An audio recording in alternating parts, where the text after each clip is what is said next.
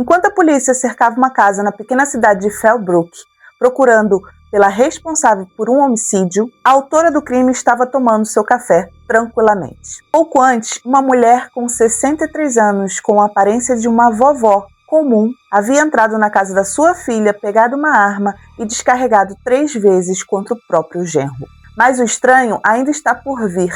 Ela não fugiu do estado, não tentou esconder a arma e também não tentou inventar uma história. Depois dos disparos, ela simplesmente pegou o seu carro, passou por um cassino onde costumava jogar e seguiu para o seu café favorito. E foi lá que a polícia a encontrou. Quando os investigadores perguntaram se ela sabia por que eles estavam ali, a resposta foi surpreendente. Ela admitiu tudo, sem hesitar e sem demonstrar nenhum arrependimento. Mas porque uma avó, descrita por muitos como dedicada e gentil com seus netos, cometeria um crime desses e logo em seguida seguiria a rotina como se nada tivesse acontecido? Foi um assassinato premeditado? Um ato de desespero? Ou uma mãe que acreditava estar salvando sua filha de anos de sofrimento? Hoje você vai conhecer um caso que dividiu os Estados Unidos. E conforme a história avança, talvez você mude de opinião mais de uma vez de quem realmente é Cynthia Sedebaka. Oiê, voltei. Para quem não me conhece e caiu aqui de paraquedas, meu nome é Monique, eu conto casos criminais reais de todo o mundo. Então, se você se interessa por esse tipo de conteúdo, já deixa o seu like, já começa a seguir a gente e vem fazer parte da nossa comunidade do Criminal Something. Gente, antes de começar o caso, eu queria agradecer demais as pessoas que estão chegando pelo último vídeo e o penúltimo vídeo. Vocês não têm ideia de como meu coração se alegra, eu não sei nem como agradecer. Toda vez que eu vejo lá uma atualização que o número de seguidores sobe, nem que seja um, aquilo já me alegra profundamente. Vocês não têm noção, porque aqui do lado de cá é muito trabalho, é muito estudo, é muita dedicação para que eu consiga fazer esse canal crescer, entendeu? E eu faço tudo sozinha, tá? Então eu fico muito feliz, eu não sei como agradecer. Também queria agradecer as pessoas que estão aqui desde o começo. Também não sei como agradecer, só queria que vocês não largassem minha mão. E vamos com tudo, que a gente vai fazer esse canal crescer. Eu tive uma pequena ideia, como forma de agradecimento, assim. Se você está vendo esse vídeo agora, ou se você se inscreveu no vídeo anterior, ou se você está aqui desde o começo, deixa aqui nesse vídeo o seu arroba, o seu comentário. Tipo assim, tô aqui, acabei de me inscrever, vamos juntos, estamos com você. Deixa aqui o comentário que aí no próximo vídeo eu subo com o nome de vocês aqui, mostro aqui o nome de vocês numa legenda ou num... Não sei como é que eu vou fazer, mas eu subo com o nome de vocês aqui como forma pequena de agradecimento. Combinado? Então deixa seu nome aqui, vai. E agora, sem muitas conversas, já conversei demais, let's go, que eu vou te contar essa história. Muito antes daquele café, muito antes dos disparos, muito antes das manchetes chamarem Cynthia de Killer Grandma, existia apenas uma família comum vivendo no sul da Califórnia. Nossa história acontece em Fellbrook, uma pequena comunidade localizada no norte do condado de San Diego. Diferente da imagem que muitas pessoas têm da Califórnia, Fellbrook não é cercada por arranha-céus, praias movimentadas ou grandes avenidas.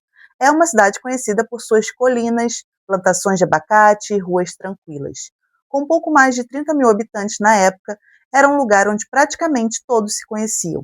Muitas casas possuíam grandes quintais, as crianças brincavam nas ruas, os vizinhos se cumprimentavam diariamente. Era exatamente o tipo de cidade onde qualquer família imaginaria viver em paz. E foi ali que Laura Salinas decidiu construir sua vida. Laura sempre foi descrita como uma mulher tranquila, reservada, muito dedicada aos filhos. Quem convivia com ela dizia que ela raramente levantava a voz. Ela simplesmente evitava os conflitos, preferia resolver os problemas em silêncio. Desde jovem, sonhava em formar uma família estável, ter uma casa, criar filhos, levar uma vida simples. Quando conheceu Gerald Stackel, acreditou que esse sonho finalmente estava se tornando realidade. Gerald Stackel era um homem inteligente, trabalhava como corretor de imóveis e era reservista das Forças Armadas dos Estados Unidos. Tinha 2 filhos mais velhos de um casamento anterior. Era disciplinado, gostava de organização, planejamento, controle. As primeiras impressões eram excelentes. Educado, responsável, financeiramente estável. Para quem olhava de fora, parecia o marido ideal. Os 2 começaram a namorar. Pouco tempo depois, se casaram. Tiveram 2 filhos. Compraram uma casa confortável em Fallbrook. A família parecia ter tudo. Boa condição financeira, uma cidade segura, filhos saudáveis, uma rotina estável. Era a imagem perfeita do chamado sonho americano. Mas como acontece em muitos casos de true crime, a aparência escondia uma realidade muito diferente. Do outro lado dessa história estava Cynthia Sedebach, a mãe de Laura. Ela era completamente apaixonada pelos netos. Quem a conhecia costumava descrevê-la como uma avó extremamente presente. Participava dos aniversários, buscava as crianças na escola quando precisava, estava ali sempre disposta. E ela fazia questão de acompanhar o crescimento deles. E Laura, ela sempre manteve uma relação muito próxima da mãe. As duas conversavam praticamente todos os dias. E essa aproximação passou a aumentar mais ainda quando Cynthia precisou ir morar na casa da filha. A mudança aconteceu porque Cynthia sofreu um AVC. E aí ela precisava de cuidados. Ela não podia estar sozinha em um lugar.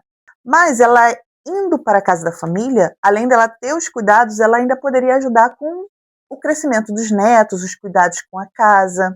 Tudo ia se encaixando, sabe? Então, naquela casa luxuosa, eles tinham um anexo em cima da garagem que eles chamavam de apartamento da vovó. Tem outro nome também que eu esqueci, mas eu vou botar aqui para vocês. O lugar, ele era considerado muito confortável e agradável. Só que a convivência passou a ser intensa e muito intensa. Agora, Cynthia, ela não via somente os momentos felizes do casamento. Ela presenciava também as discussões, os silêncios, as pequenas tensões da rotina, e foi justamente aí que a sua opinião sobre Gerard começou a mudar. No começo, Cynthia dizia acreditar que Gerard era apenas um homem exigente. Parecia que a mentalidade dele, por ser um militar, fazia dele um homem teimoso. Como ele também dava aulas de rugby, era descrito como treinador de rugby rigoroso pelo seu clube, e seus filhos frequentemente descreviam a dificuldade de atender às suas expectativas. Os filhos mais velhos descreviam ele na época como tendo uma personalidade alfa. Ele era duro com seus filhos porque queria que eles se dessem bem na vida e em tudo que fizesse. Muito organizado, muito rígido, mas, segundo ela, conforme os meses passaram, começou a enxergar algo diferente. Ela afirmava que o genro controlava praticamente tudo dentro da casa. As finanças, as decisões, a educação das crianças, até pequenas despesas do cotidiano. Segundo Cynthia, Laura raramente contrariava o marido. E quando fazia isso, as discussões aconteciam. É importante dizer que essas alegações foram apresentadas principalmente pela defesa durante o julgamento. Muitos desses episódios aconteceram dentro da casa sem testemunhas independentes e foram contestados pela acusação. Ainda assim, para Cynthia, a conclusão era clara. Sua filha não estava feliz e ela acreditava que a situação piorava a cada ano. Dividir o mesmo espaço ali fez com que pequenos atritos se transformassem em grandes conflitos. Cynthia e Gerald tinham personalidades completamente opostas, mas eles tinham algo em comum. Ambos eram muito obstinados. E Cynthia era aquela típica avó que diz as coisas como são. Sabe aquela nossa avó? Ela não tem papas na língua? Ela simplesmente não se importava com nada do que ela falava. Então, como vocês podem imaginar, as duas personalidades sempre se chocavam. E eles acabavam discutindo sobre praticamente tudo, seja política ou algo que acontecia dentro de casa. Mas, principalmente, como os filhos de Gerard, os netos dela, estavam sendo criados. Ela não se conformava.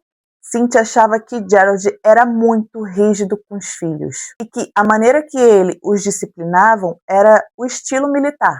algo que ele, obviamente, tinha adquirido por ser reservista do exército. Isso realmente era uma fonte de tensão. No entanto, havia problemas maiores. Vai vendo. Cynthia acreditava que Gerard também estava sendo abusivo com sua filha. Cynthia frequentemente via hematomas no braço de Laura e ela estava convencida que Gerard era o responsável por eles. E tinha mais. Além disso tudo, Cynthia e Gerard também tinham seus próprios conflitos, porque a Cynthia não se limitava somente pela forma como ele tratava as crianças e tratava sua filha.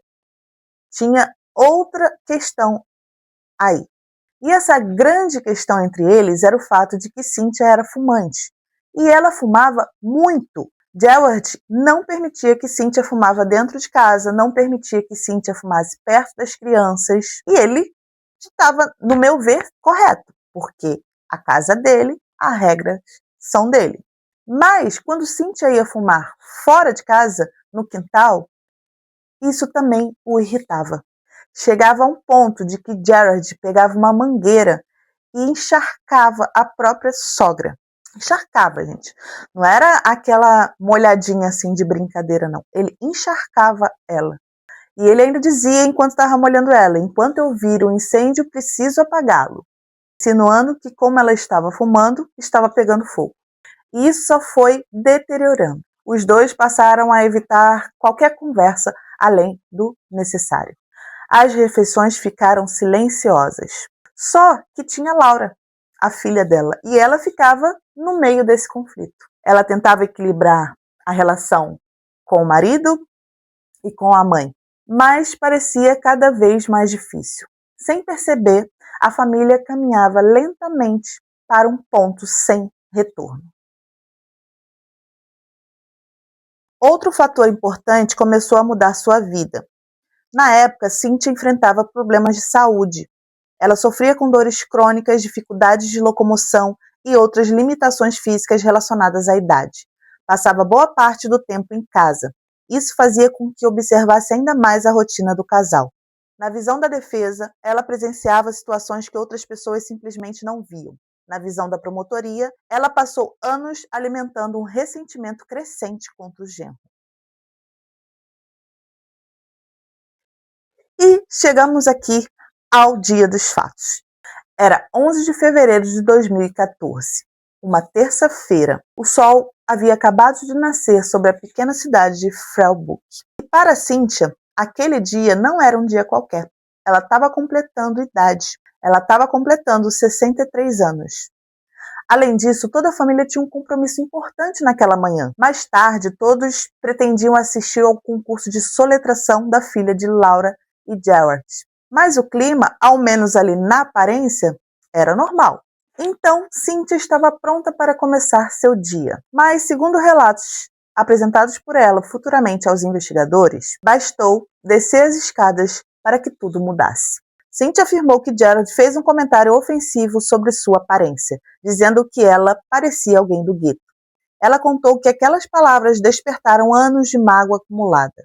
Se isso realmente foi o estopim ou apenas mais um episódio de uma relação já destruída, ninguém pode afirmar com certeza. O fato é que, poucos instantes depois, os vizinhos começaram a ligar desesperadamente para o 911. As chamadas não paravam de chegar. Moradores relatavam uma sequência de disparos vindos da residência da família. Em algumas gravações divulgadas posteriormente, ainda era possível ouvir os tiros ao fundo enquanto as pessoas conversavam com os atendentes da emergência. I've never shot a gun in my life, so I'm not an expert, but I'm sitting here in my house and I heard 4 or 5 discharges. Hi, I was in my bathroom doing my hair and I could hear what sounded like gunshots and I opened my window and I hear it sounds like a man saying, "Help me, help me." Yeah, there was some gunshots fired, about 5 of them behind my house, and now I can hear someone yelling, "Help me." Oh, another gunshot. Another shot. I hear it. Another one. Rain alarm, okay. And this person is screaming, "Help." Yeah. You hear him? Is it male, female? Yeah, it sounds kind of like a male, but it could be an old female with a raspy smoke voice. Para uma cidade como Freiburg, onde homicídios eram extremamente raros, aquela era uma situação completamente fora do comum. As viaturas seguiram imediatamente para o endereço. Quando os policiais chegaram, encontraram uma cena devastadora. No interior da casa, Gerald estava caído no chão, cercado por uma grande quantidade de sangue. Os agentes arrombaram a porta acreditando que ainda poderiam salvá-lo, mas, ao se aproximarem, perceberam que já era tarde. Gerald havia morrido. Naquele momento, ninguém sabia quem era o responsável. Os investigadores começaram a isolar a área, conversaram com vizinhos, chamaram familiares, tentaram entender quem teria motivo para cometer um crime tão violento. Pouco tempo depois, o irmão de Gerald, que morava nas proximidades, recebeu a notícia de que havia uma grande movimentação policial na rua. Ele correu até o local. Ao chegar, viu viaturas, fitas de isolamento e dezenas de policiais. Levou alguns minutos para compreender que a vítima era justamente o próprio irmão. Inicialmente, uma das possibilidades levantadas pela família envolvia o filho mais velho de Gerald, de um relacionamento anterior. Segundo os relatos apresentados durante a investigação, ele enfrentava problemas com drogas e álcool. Por isso, alguns familiares imaginaram que pudesse ter ocorrido uma discussão relacionada a dinheiro ou outro conflito doméstico. Mas essa hipótese logo começou a perder força. Os investigadores perceberam que uma pessoa importante ainda não havia sido localizada. Cynthia Sedebach. Ela morava em um anexo da propriedade e simplesmente havia desaparecido. Então os parentes informaram aos policiais alguns lugares que ela costumava frequentar. Foi então que a equipe seguiu até uma cafeteria onde Cynthia gostava de passar parte das manhãs. E foi exatamente ali que a encontraram, sentada, calmamente, tomando o seu café favorito como se fosse mais um dia comum na vida dela. Os detetives se aproximaram, disseram que queria conversar com ela sobre o incidente acontecido na residência da família. Sem demonstrar nenhuma preocupação, Cynthia aceitou prontamente a acompanhá-los até a delegacia. E foi na sala de interrogatório que o caso tomou um rumo inesperado. No início da conversa, ali entre eles, ela parecia estar confusa. Em alguns momentos respondia como se não estivesse entendendo completamente o que eles estavam falando. Em outros momentos, ela parecia esquecer detalhes importantes. Mas conforme as perguntas avançaram, seu comportamento começou a mudar. A confusão deu lugar a uma aparente frieza. Os detetives então informaram que Gerald havia morrido. E segundo o vídeo do interrogatório, a reação de Cynthia surpreendeu até mesmo os investigadores. Em vez de ela demonstrar choque ou tristeza, ela sorriu e agradeceu pela informação recebida, que o genro estava morto. He's dead, man. Oh, thank you, thank you, thank you, thank you, thank you. Oh boy. Para quem assistiu a esse interrogatório, tem aqui no YouTube. Aquele foi um dos momentos mais perturbadores de todo o caso. Para mim foi. E tem outra coisa também que foi muito perturbadora, porque em outro momento o detetive pergunta para ela quais foram as últimas palavras que o Gerald falou. E a resposta da Cynthia, gente, deixou a sala em silêncio. Ela disse que ele falou: "Vovó, eu te amo". Só que assim, até hoje não há como confirmar se realmente essa frase foi dita por ele, ou se talvez fazia parte da percepção de Cynthia sobre tudo o que aconteceu ali. E enquanto esse interrogatório está sendo finalizado, os parentes são chamados, para se despedir da Cynthia, porque dali ela não vai sair, ela iria permanecer presa. E aí entra a filha da Cynthia ali na sala de interrogatório e desaba em lágrimas. É constrangedor, é chocante, sabe? Ela meio que chorava, mas parecia que ela não estava acreditando no que tinha acontecido. De repente, o seu mundo acabou. E pouco tempo depois que a filha sai da sala, a neta também é chamada para se despedir da avó. No presente momento, a neta tinha apenas 13 anos de idade. Quando a neta entra na sala, Cynthia pede um beijo para a neta. Só que, de acordo com as imagens ali da gravação, a neta ela meio que se recusou. Ela simplesmente falou: "Você matou meu pai". Oh, honey. Don't kiss me. No, you killed my dad. Cara, aquilo ali era o fim definitivo daquela família. Mais tarde, a investigação revelaria detalhes que mudariam completamente a interpretação do crime. A perícia concluiu que Gerard havia sido atingido por 11 disparos. Os investigadores também descobriram que Cynthia havia adquirido o revólver pouco tempo antes do homicídio e que, segundo a acusação, havia treinado em um estande de tiros nas semanas anteriores. Para a promotoria, aquilo demonstrava planejamento. Segundo os promotores, Cynthia chegou a recarregar a arma mais de uma vez durante o ataque, perseguindo Gerard enquanto ele tentava se proteger dentro da casa. Na visão da acusação, não se trata de um ato impulsivo, não era legítima defesa, não era um acidente, era um homicídio cuidadosamente preparado. Mas a defesa apresentava uma versão completamente diferente. E seria justamente essa disputa entre duas narrativas que dominaria o julgamento. Então, depois da prisão de Cynthia Sedebaka, uma pergunta passou a correr por todos os noticiários da Califórnia. Ela era uma assassina cruel ou uma mãe que havia chegado ao limite? O julgamento começou quase 2 anos depois e desde o primeiro dia a sala ficou lotada.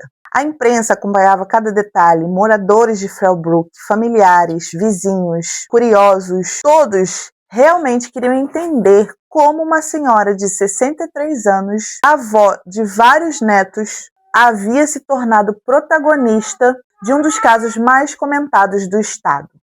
Gente, não liga. O meu gato, ele não gosta quando eu começo a gravar. Ele começa a miar.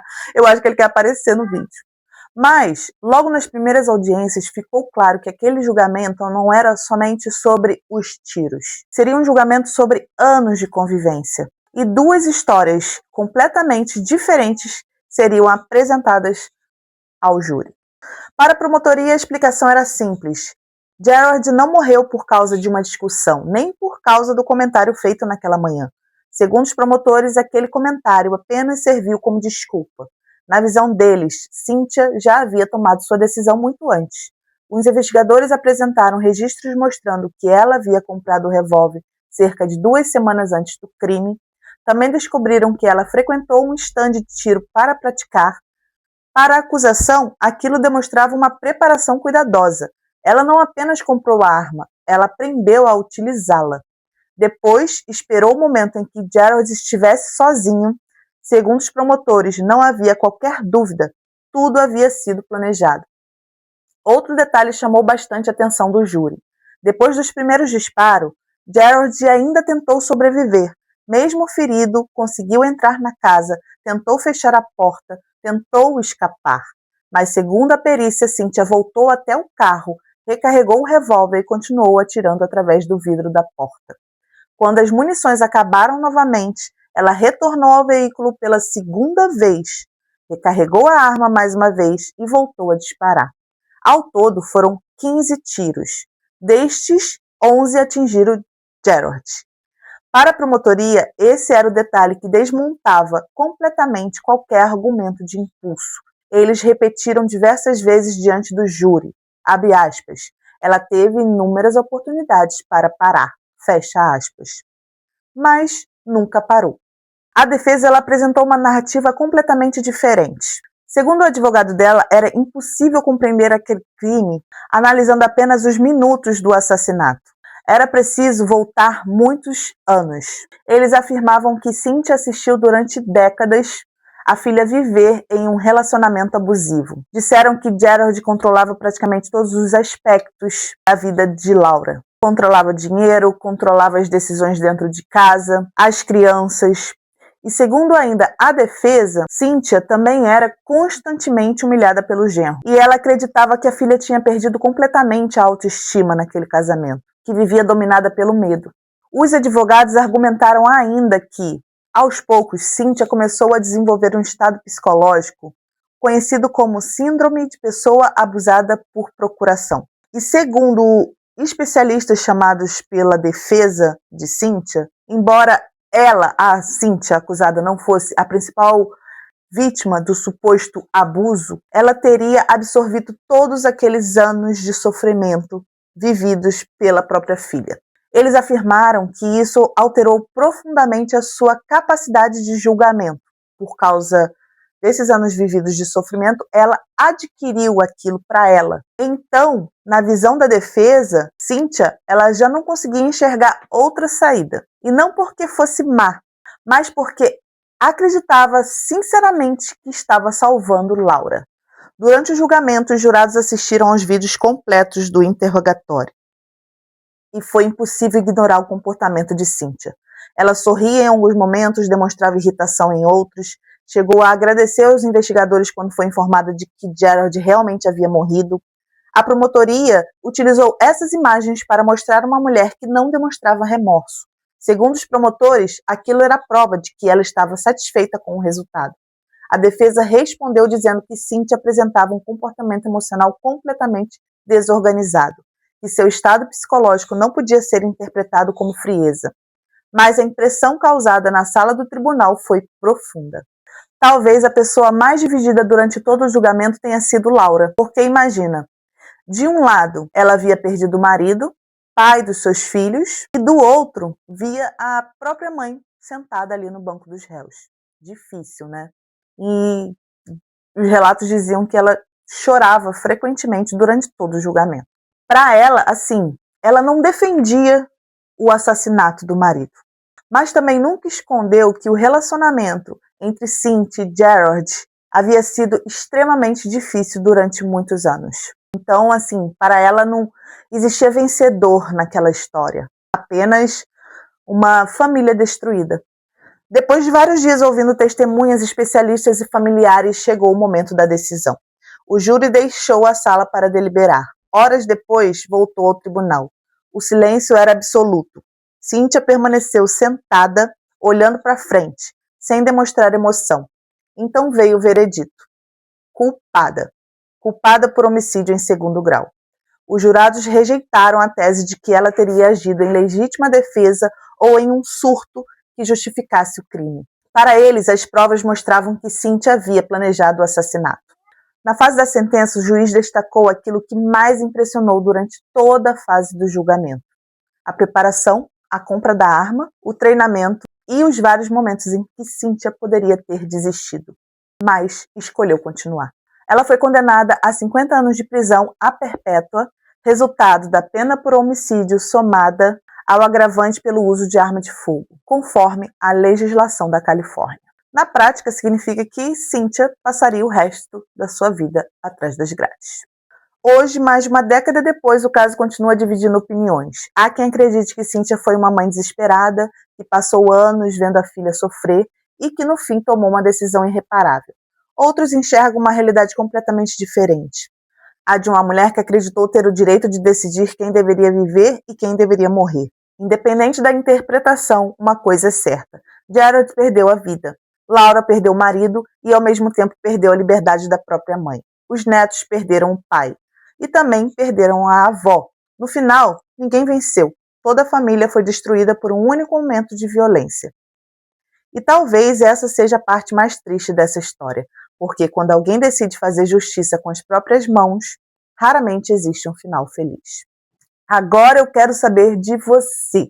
Depois de conhecer todos os detalhes desse caso, qual a sua opinião? Cynthia Sedebaka foi uma mãe desesperada que acreditava estar salvando a filha, ou uma assassina que planejou friamente a morte do genro?